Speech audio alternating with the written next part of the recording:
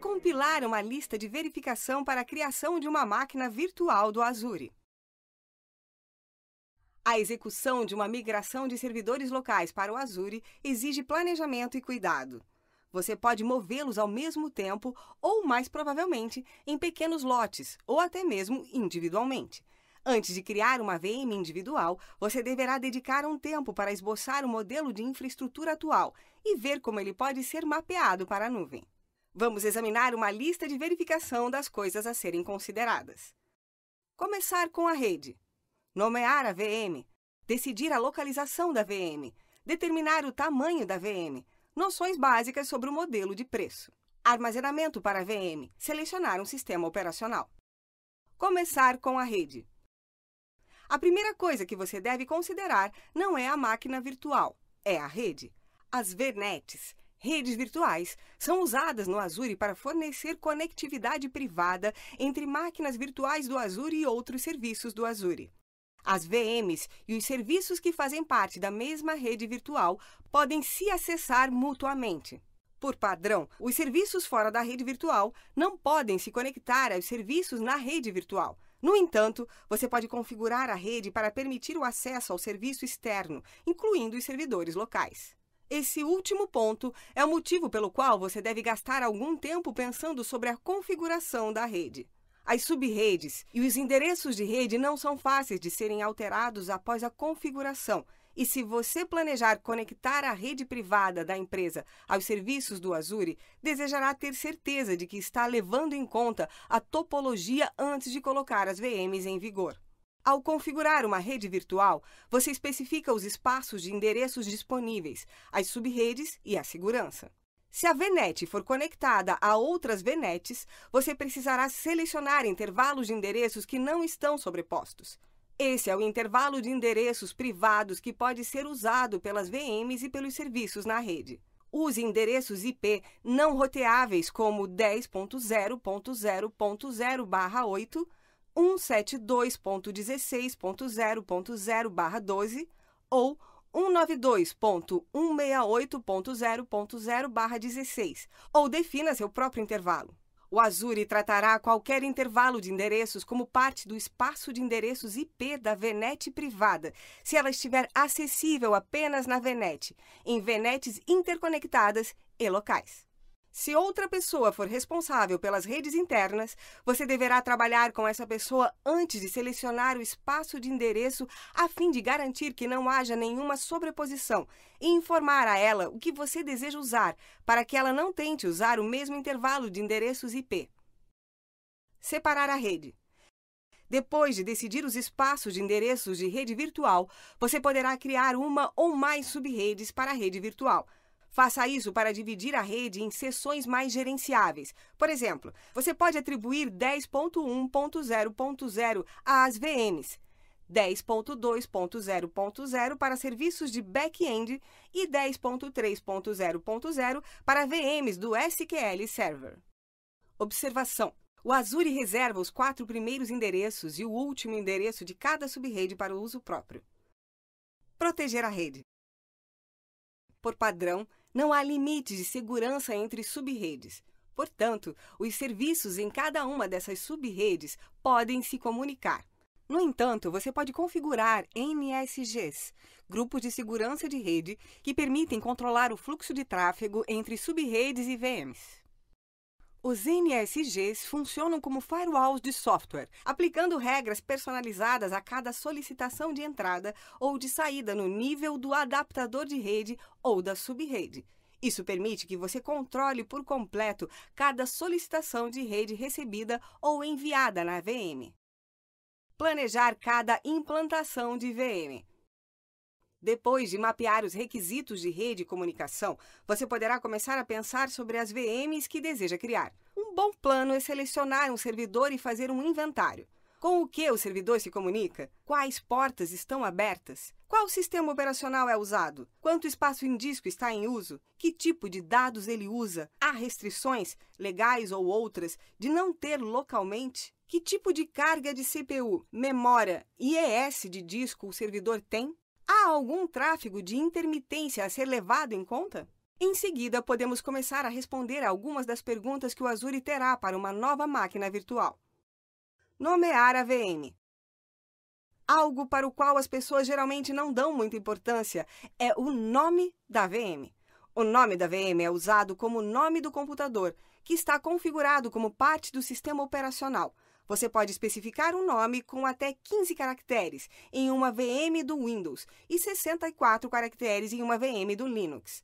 Esse nome também define um recurso do Azure gerenciável e não é fácil de ser alterado posteriormente.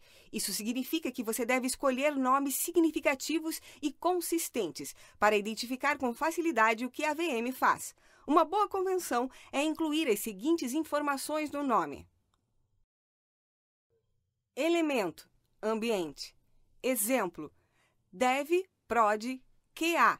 Identifica o ambiente do recurso. Localização: o W, oeste dos Estados Unidos, o E, leste dos Estados Unidos. Identifica a região na qual o recurso foi implantado. Instância: 0102, para recursos com mais de uma instância nomeada, servidores web e etc. Produto ou serviço: Service. Identifica o produto, o aplicativo ou o serviço ao qual o recurso dá suporte. Funções: SQL, Web, Messaging. Identifica a função do recurso associado. Por exemplo, devusc-webvm01 pode representar o primeiro servidor web de desenvolvimento hospedado na localização centro-sul dos Estados Unidos. O que é um recurso do Azure? Um recurso do Azure é um item gerenciável no Azure. Assim como um computador físico no data center, as VMs têm vários elementos que são necessários para fazer seu trabalho. A VM propriamente dita: conta de armazenamento para os discos, rede virtual, compartilhada com outras VMs e serviços, adaptador de rede para se comunicar na rede, grupo de segurança de rede para proteger o tráfego de rede, endereço público na internet, opcional. O Azure criará todos esses recursos, se necessário, ou você poderá fornecer os recursos existentes como parte do processo de implantação. Cada recurso precisa de um nome que será usado para identificá-lo. Se o Azure criar o recurso, ele usará o nome da VM para gerar um nome de recurso. Outro motivo para ser muito coerente com os nomes de VM. Decidir o local da VM. O Azure tem data centers no mundo todo repleto de servidores e discos. Esses data centers estão agrupados em regiões geográficas: oeste dos Estados Unidos, norte da Europa, sudeste asiático e etc., para fornecer redundância e disponibilidade. Ao criar e implantar uma máquina virtual, você precisa selecionar uma região em que deseja que os recursos, CPU, armazenamento e etc., sejam alocados. Isso permite colocar as VMs o mais próximo possível dos usuários para melhorar o desempenho e atender aos requisitos legais de conformidade ou fiscais. Há duas outras coisas a serem consideradas em relação à escolha da localização. Primeiro, a localização pode limitar as opções disponíveis. Cada região tem um hardware diferente disponível e algumas configurações não estão disponíveis em todas as regiões. Segundo, há diferenças de preço entre as localizações. Se sua carga de trabalho não está associada a uma localização específica, economize verificando a configuração necessária em várias regiões para encontrar o preço mais baixo. Determinar o tamanho da VM. Depois de definir o nome e o local, você precisa decidir sobre o tamanho da VM. Em vez de especificar a potência de processamento, a memória e a capacidade de armazenamento de forma independente, o Azure oferece diferentes tamanhos de VM, com variações desses elementos em tamanhos diferentes. O Azure fornece uma ampla gama de opções de tamanho de VM, permitindo que você selecione a combinação apropriada de computação, memória e armazenamento para o que deseja fazer. A melhor maneira de determinar o tamanho de VM apropriado é considerar o tipo de carga de trabalho que a VM precisa executar. Com base na carga de trabalho, você poderá escolher um tamanho em um subconjunto de tamanhos de VM disponíveis. As opções de carga de trabalho são classificadas da seguinte maneira no Azure. Uso geral. As VMs de uso geral foram projetadas para ter uma taxa equilibrada de CPU-memória, ideal para teste e desenvolvimento, bancos de dados pequenos a médios e servidores de web de tráfego baixo a médio. Computação otimizada. As VMs de computação otimizada foram projetadas para ter uma alta taxa de CPU-memória. adequadas para servidores web de tráfego médio, dispositivos de rede, processos em lote e servidores de aplicativos.